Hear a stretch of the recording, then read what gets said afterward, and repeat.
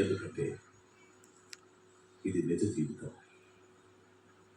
బయట ప్రపంచంలో ఎదురైన అనుభవాలన్నీ ఒక చోట చేసి ఎటువంటి పరిస్థితుల్లో అయినా స్థితప్రజ్ఞత కోల్పోతానని ఇక్కడ మిమ్మల్ని ముందుకు నడిపింది.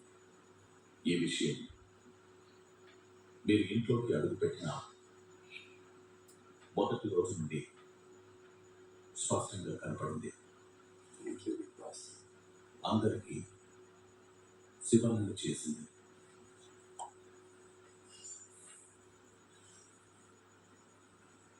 మిమ్మల్ని ఒక వేలెత్తి చూపిస్తే మిగతా 4 వేళ్ళు వాళ్ళ వైపే ఉండేలా చేయగల మాటకారిని.